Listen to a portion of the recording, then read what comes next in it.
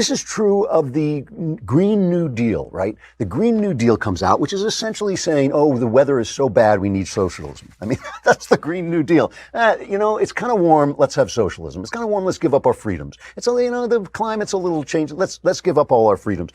That's what it is. They bring out that FAQ, that position paper that Alexandria Occasional Cortex puts out. People make fun of it because it's about cows passing gas and getting rid of all air travel, and they're going to replace airplanes with fast trains and all this stuff, all this nonsense. They're going to give a job to people who are unwilling to work. Even people who are unwilling to work will be able to make a living wage. You don't have to work at all. It's just this kind of ranting, this kind of stupid ranting from this empty-headed woman. I mean, she is just a bubblehead. Suddenly, this thing disappears. The New York Times actually runs the Republicans pounce headline. The problem is not the document. The problem is that the Republicans are picking on it. And then the whole thing disappears. And Tom Cotton was on Hugh Hewitt's show and just said, this is like, it is Stalin-esque, the way the press is behaving. This is a classic example of a gaffe being when you say what you really mean. I understand the Democrats that proposed this immediately tried to retract that white paper that went along with their resolution, and too many people in the media have been complicit in the Stalin-like or 1984 technique of disappearing it, sending it down the memory hole. But this is where their heart lies.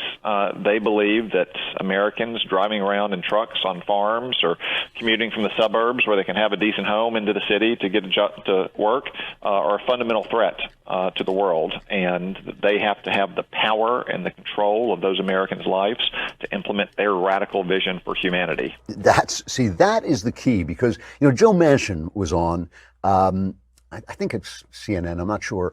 He was on, and he's from West Virginia, right? So he's got a problem. Yeah, it's on CNN with Chris Cuomo. He's got a problem because it's a big Trump state and it's a big coal state. So he's looking at this thing going like, oh, good, bankrupt my state. That's just what I need. That's how I'm going to run on that. I'm going to win re-election on that. And listen to what he says about the Green New Deal.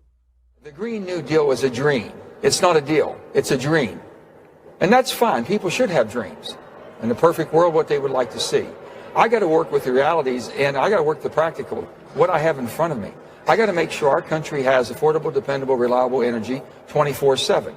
But you can't just be a denier and say, well, I'm not going to use coal, I'm not going to use natural gas, I'm not going to use oil. And you have to understand also the climate. When we talk about global climate, Chris, it's the globe. It's not North American climate, it's not the United States climate, it's the globe. How do we bring on China and India and everybody else who are great uses of carbon right now and polluters of carbon to be carbon free also by using technology?